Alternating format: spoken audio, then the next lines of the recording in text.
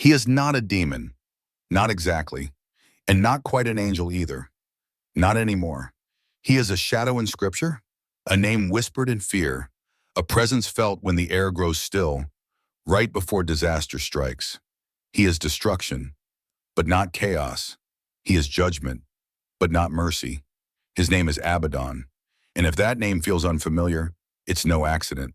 He was buried, hidden, erased from most holy texts, not because he didn't exist, but because he existed too powerfully. But who or what was Abaddon?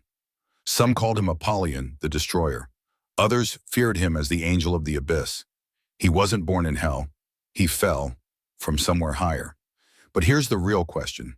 If he was just a servant of divine punishment, why did the world try so hard to forget him? Why do some religious traditions omit him completely? Why does his story end in silence? And why does every account of him, across centuries, sound more like a prophecy than a history? Let's go deeper. In the book of Job, the oldest book in the Bible, there is a place called Abaddon, a realm of darkness, of no return, a space beyond death, beyond time. But in the final book, Revelation, Abaddon is no longer just a place. He becomes a being, one who rises at the sound of the fifth trumpet, one who commands the locusts of torment, one who is named clearly and unmistakably as the angel of the bottomless pit. But how can an angel rule a realm of torment? Aren't angels messengers of light? Aren't they beings of order and peace? This is where the story turns. This is where it no longer fits the comfort of Sunday sermons. Because Abaddon is not comforting. He is terrifying. Not because he is evil, but because he is something worse, necessary. In the pages of Scripture, we find a being who is released, not condemned.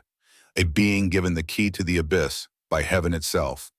A being told not to kill, but to torment. Not forever, just for 5 months.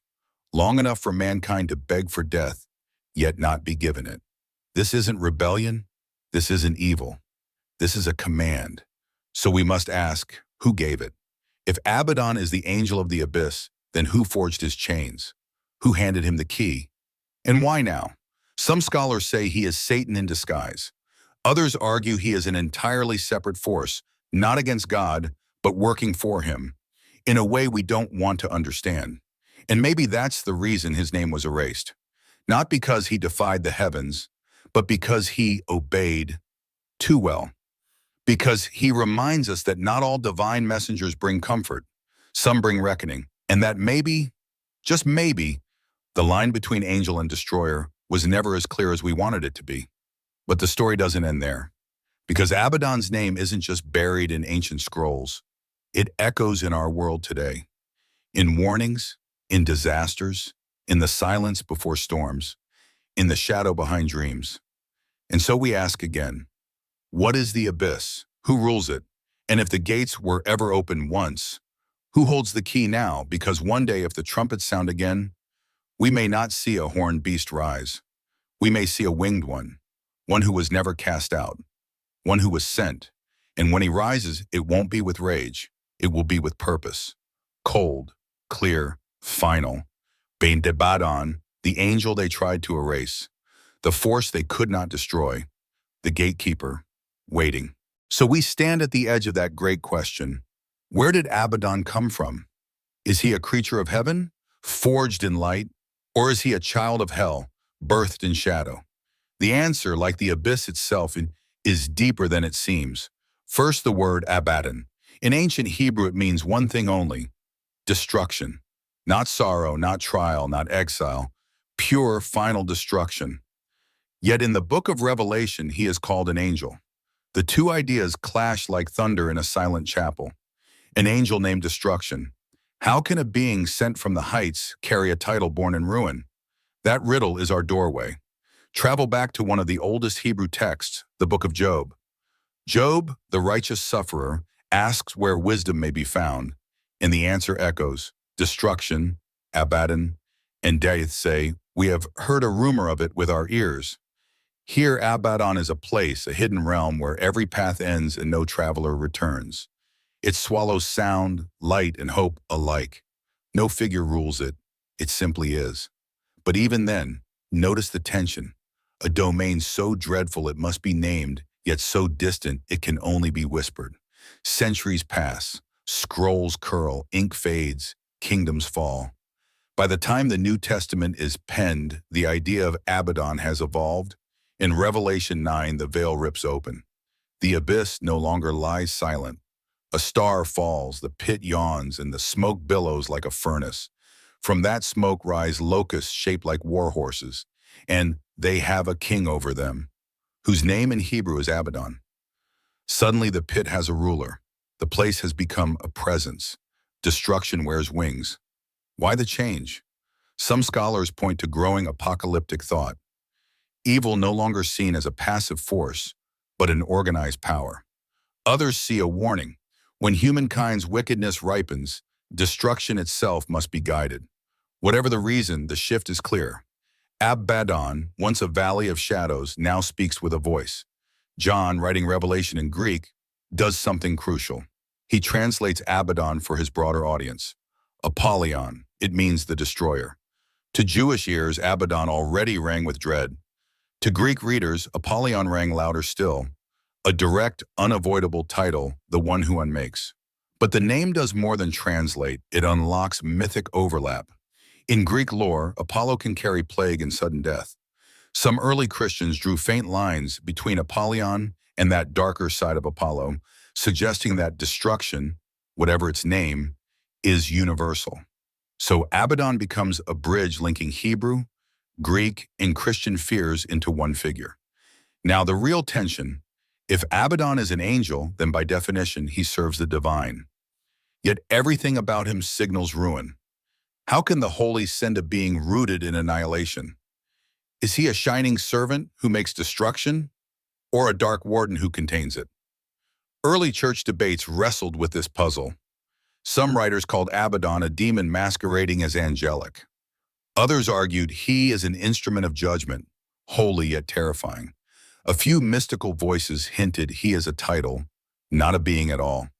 Any angel sent to crush evil might wear the mask of Abaddon for a time. None of these answers settle the dust. Instead, each raises more questions. And that uncertainty is the heartbeat of Abaddon's power. Look beyond the Bible and the pattern widens. In certain Dead Sea Scroll fragments, Abaddon appears beside Sheol, the land of the dead. In later rabbinic tales, he sits among 7 compartments of the underworld. Medieval grimoires list Apollyon as a prince of vengeance. Yet in a few mystical writings, rare, faint, easily missed, Abaddon is cast not as prince of hellfire, but as warden, holding chaos back until the appointed hour. One role condemns, the other protects. Both wear the same name. So, born from heaven or hell? Perhaps the answer is both, and neither. Imagine a sword. Its steel is forged in a bright furnace, but its purpose is to cut. Do we call the blade holy or deadly? The truth sits in the space between. Abaddon may be heaven's blade, hardened in the cold pit so he can sever wickedness when the trumpet calls. Or he may be a threat bred in the abyss, tolerated by heaven until the appointed reckoning. Either way, he stands at a crossroads where light meets void. And if he ever steps forward, the world will feel the weight of both realms at once. All of this circles back to one chilling reality. The text of Revelation describes a specific moment, the fifth trumpet, a sound, a key, an opening sky. Who gives that key?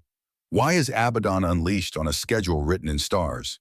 And what does his brief reign of torment truly achieve? Those questions push us forward, out of origin stories and into coming calamity. Because the next time we hear Abaddon's name, we will also hear the trumpet that shakes heaven and earth alike. So now we reach the moment when the silence breaks. The sky shifts, and what was once sealed is now commanded to open. In the book of Revelation, we are told of 7 trumpets. Each one, when sounded, brings judgment upon the world. But the fifth trumpet, that one is different. It doesn't unleash war. It doesn't release blood or fire or hail. Instead, it releases something beneath us, something that had been waiting, locked away. Let's look at what it says, word for word. And the fifth angel sounded, and I saw a star fall from heaven unto the earth, and to him was given the key of the bottomless pit. A star, but not just light in the sky. This star is a being, given a key, given authority, to unlock the abyss. The word used here in Greek is abyssos, the bottomless pit, the prison of chaos, a place so deep, so dark it has no end, only falling. The key is not stolen, it is given. By whom we're not told. But this key begins the end. When the star unlocks the pit, smoke rises like from a great furnace. The sun and air turn black, and from that smoke come locusts. But these are no ordinary insects. They wear crowns like gold, faces like men, hair like women, teeth like lions, breastplates of iron, wings that thunder, tails like scorpions. They are monsters, designed not to destroy the earth, but to torment those upon it. For 5 months they are given power, but their mission is very specific. They cannot kill, they can only cause pain. Pain so intense that people will beg to die, but death will not come. Wow. Now pause for a moment, think about that. This isn't chaos for the sake of destruction. This is controlled suffering, timed, directed. And it gets stranger. These creatures have a king, one who rules them, and his name is not hidden. They have a king over them, which is the angel of the bottomless pit, whose name in the Hebrew tongue is Abaddon, but in the Greek tongue hath his name Apollyon. There it is. Abaddon, not a symbol, not a metaphor, an angel, given power, given leadership, set loose under divine timing. Let that settle in. This means Abaddon doesn't escape. He doesn't rebel. He is released. And what does he do? He doesn't rise up against heaven. He doesn't call down fire or armies. He doesn't wage war in the skies. He simply commands this strange divine punishment, a wave of torment, not to destroy but to correct. 5 months of pain. And then silence. No rebellion, no takeover. Just the sound of wings, the cries of the afflicted, and then the gates close once again. What does this tell us about him? Abaddon is not a tyrant. He is a warden. He holds the key to judgment, and only when that key is placed into the lock does he act. So we ask again, is he evil or is he obedient? Some ancient thinkers believed Abaddon was a fallen angel, cast down and given dominion over the pit. Others saw him as a holy agent, one assigned to rule what no other would touch. Either way, he's not what we expect. He doesn't tempt, he doesn't deceive, he doesn't lie. He delivers. He brings exactly what was allowed. No more, no less. And that may be what makes him the most terrifying of all. Imagine that. A being with the power to torment the earth, but who waits for permission. A destroyer who never acts on rage, only on command. That's not evil, that's something else. Something older, something colder, something made for a day that has not yet come. Because the fifth trumpet, as terrible as it is not the end. It is a warning, a shaking, a taste of what lies ahead. And once the locusts are gone, once the smoke clears, once the cries die out, Abaddon vanishes. No throne, no empire, no cult of worship, just silence. He came, he judged, he left, and the world kept spinning. But what remains is the memory, the name, the gate that was opened once and may be opened again. Some say that the abyss is still sealed. Others believe the key was never taken back. And a few whisper that Abaddon still walks, not as a monster, but as a presence, invisible, waiting for the sixth trumpet, or the seventh, or whatever lies beyond. Because if he is not dead, if he is not destroyed, then he is patient. And patience is the last thing you want in a force designed for final judgment. So Abaddon comes not by force, but by permission. He is called, he acts, and then he disappears. No rebellion, no glory, just judgment, then silence. But now something strange happens. After all this, we hear almost nothing more about him. No detailed stories, no long teachings, no warnings passed down through generations. In fact, in many churches, You'll never even hear his name. Not in sermons, not in hymns, not even in whispers. It's as if he was quietly erased. But why? If he was truly a servant of God, a divine tool of justice, then wouldn't his name be remembered with fear and respect? And if he was a rebel, a force of chaos and evil, then wouldn't he be mentioned alongside Satan and the other fallen? Instead, he sits in a strange place, half remembered, half forgotten, not fully embraced, not fully condemned. And that is where the real mystery begins. In the centuries after Revelation was written, early church leaders began shaping doctrine, deciding what stories, what names, what beings would be part of the official narrative. They included Gabriel, the messenger, Michael, the warrior, even Lucifer, the rebel. But Abaddon? He was mostly left out, not rejected, just passed over. And perhaps that was intentional, because Abaddon is not easy to explain. He doesn't fit into the simple categories, good or evil, light or dark, hero or villain. He is something else, something that disturbs the boundaries. He is divine, yet terrifying, an angel, yet also the destroyer. This made him dangerous, not to the heavens, but to human understanding, to those building the faith, to those preaching to the masses. Abaddon posed a problem. How do you explain a being who tortures by command? How do you justify an angel who leads an army of tormentors and does so without rebellion? This was not the devil tricking humanity. This was heaven, allowing suffering. And that idea that the divine might send destruction with purpose was too heavy for most to carry. So rather than confront it, they buried it. They let Abaddon fade from the spotlight, and over time his name was softened, mistranslated, or simply removed. In some versions of Scripture, the name is barely mentioned. In others, the entire passage is explained away as symbolic, a metaphor for case, not a literal being. But not all texts follow this path. There are hidden writings, apocryphal texts not included in the Bible, and ancient Dead Sea Scrolls that hint at beings much like Abaddon. They speak of angels of judgment, warden spirits, heavenly beings tasked with guarding the deep. Some even name him directly. But these texts were never made mainstream. They were seen as dangerous, too mystical, too strange. And so the memory of Abaddon was sealed just like the abyss he ruled. But silence doesn't mean absence, and forgetting doesn't mean falsehood. Sometimes what is erased is exactly what we were meant to question. Was Abaddon removed from canon because his story didn't serve the message of comfort? Was he forgotten because his role made people uneasy? Because he reminded us that heaven, too, has teeth?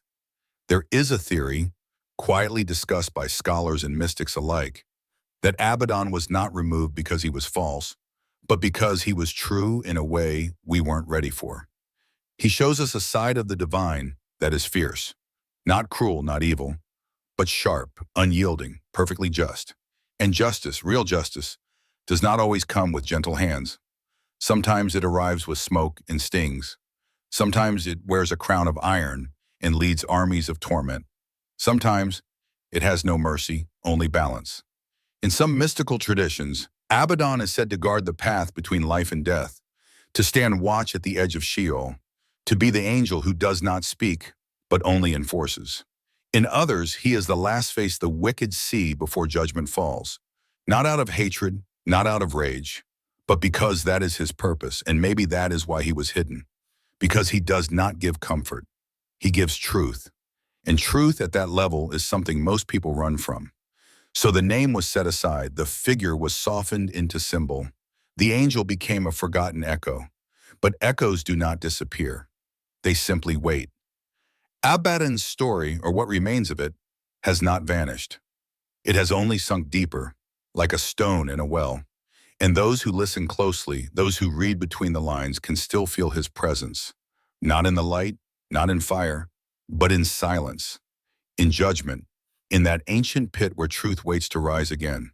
We've seen how Abaddon was erased, buried not because he was false, but because his truth was too much to face.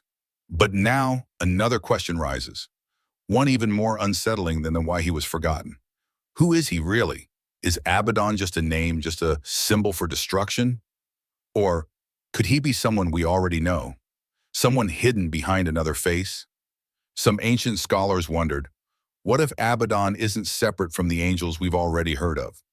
What if he isn't a new being at all, but rather a different form of one we thought we understood? Start with Michael, the archangel, he who cast down Lucifer, he who leads the armies of heaven, the ultimate warrior of light. But what happens after the war is won? What happens when justice must be delivered, not with sword and glory, but with silence and pain? Could Abaddon be Michael in shadow, a side of him we were never meant to see? Not the protector, but the punisher? After all, Revelation says Michael fights the dragon, and later it is Abaddon who leads the plague of torment. Is it possible they are two faces of the same divine command, one visible in the heavens, the other veiled in smoke? Then there's Uriel, the angel of wisdom, of truth, of fire and light.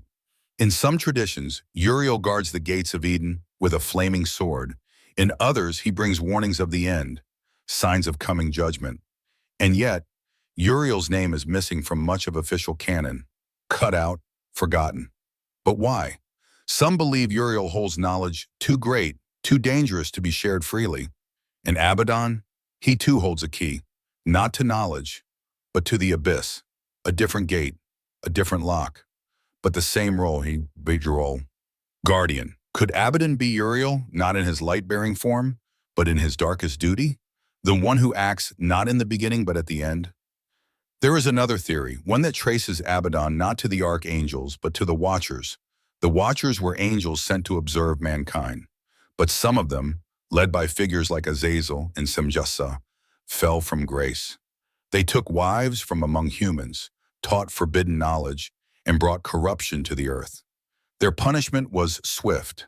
Many were bound and cast into the abyss. But what if not all of them fell in pride? What if one was sent into that darkness, not as a traitor but as a judge?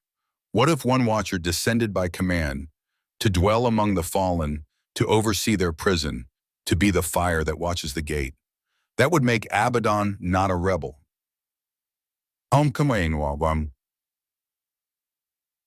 but a warden, not cast down for disobedience but lowered for duty, a soldier of justice in exile.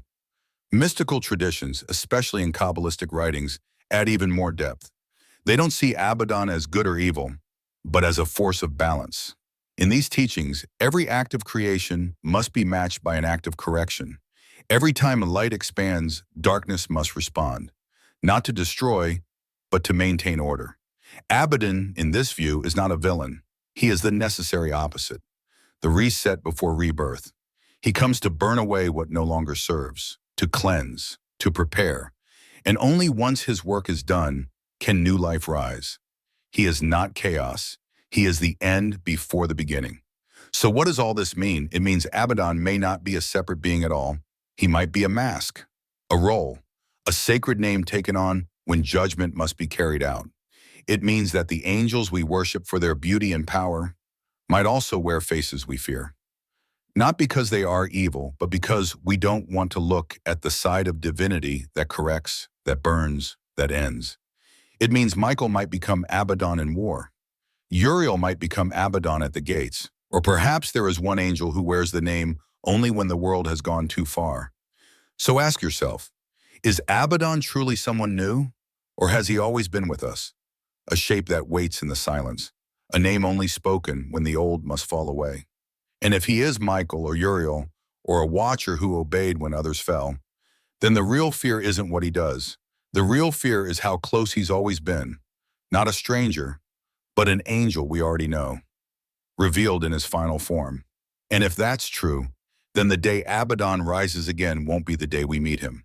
It will be the day we recognize him. So, if Abaddon was never just a myth, never fully erased, never truly gone, then where is he now? If he was once sent to rule the abyss, to lead judgment and torment at the sound of a trumpet, then what happened when that sound faded? Did he vanish? Was he locked away again? Or did he remain unseen, just out of reach, still doing what he was made to do? Some say he waits, others say he walks. And in the shadows of modern history, in the silence before storms, his echoes still appear. In ancient prophecy, Abaddon was not just a figure of the past. He was a warning for the future. The abyss, they said, was not sealed forever. It was only waiting for the right moment, the right key, the right fall. And the signs? They would be strange, subtle, easy to miss. But if you knew where to look, you would feel him. In the way the sky goes quiet before the quake, in the silence between the final heartbeat and the scream, in the plague that strikes not to kill, but to wear down the soul. These are not just disasters, they are signals. Reminders that the pit is not empty, only hidden. In some occult writings, Abaddon is not feared, he is invoked. There are records, old, scattered, often banned, of secret orders using his Greek name, Apollyon. They speak of him not as a demon, but as a force to command, a key to unlock hidden knowledge, forbidden magic, power over destruction. But such power always comes at a cost. These rituals, whispered through the ages, were never about light or healing. They were about control, the kind of control that turns silence into submission, that uses fear like a blade. And every time such a ritual was attempted, disaster followed. Cities burned, storms came, voices vanished, and the name of Abaddon was buried once more. But he has a way of returning, not through prophecy, through presence. There are stories, strange, scattered stories, of people across the world having the same dream. A dark sky, a black-winged figure standing at the edge of a pit, eyes like coals, no words spoken, only pressure. Heavy, unshakable. Some say they wake up with nosebleeds.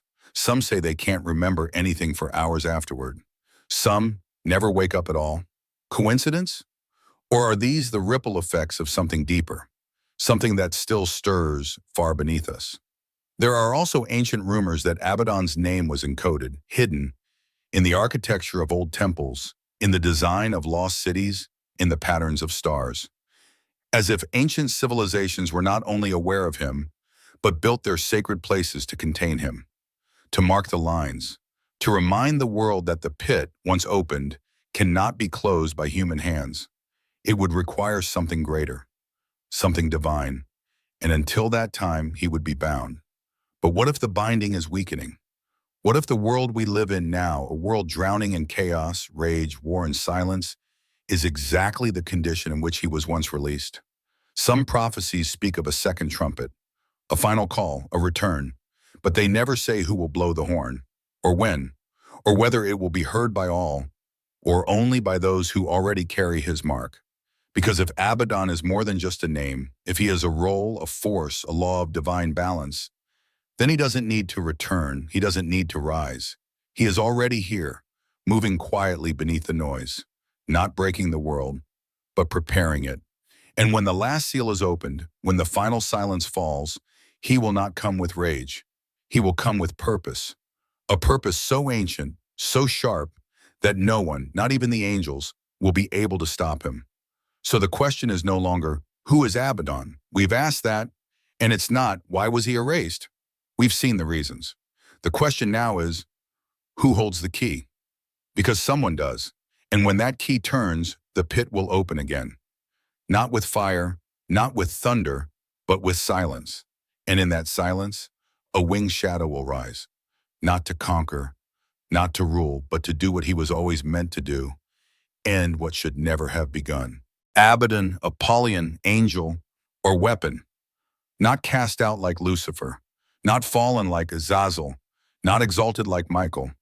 No, he stands alone, a being erased, not because he defied God, but because he served him in a way that was too terrifying to remember. He was not banished for evil. He was buried for obedience.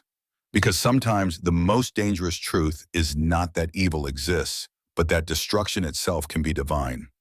Abaddon was never a villain. He never tempted. He never lied. He never sought power. He waited. And when the order came, he acted. He opened the pit. He led the swarm. He brought torment, not in cruelty, but in precision. 5 months, no more, no less. And when the trumpet faded, he disappeared. No crown, no throne, no monument, only silence. And that silence is the part that haunts us most. Because maybe Abaddon never left. Maybe he never needed to. Maybe his work isn't done, just paused. Maybe the abyss isn't just a place beneath the earth, but a door inside the world, waiting for the next key, the next moment, the next collapse. And maybe, just maybe, when the time comes again, he won't need to rise, because he's already among us, watching, waiting, not with hatred, but with justice, cold, final, and divine. They tried to erase him from Scripture, but names like his don't die. They echo, in fire, in silence, in the hearts of those who fear what justice truly looks like. Abaddon is not just part of the story. He is the part we were never meant to hear. The part that reminds us, even heaven has its sword. And sometimes heaven must release its darkest light. There are other names like his, other angels that were buried, forgotten, erased, and their stories? Maybe even darker. If you want to hear those stories, the ones they tried to silence, like this video, subscribe to Echoes of Time and stay close because the forgotten never stay buried for long.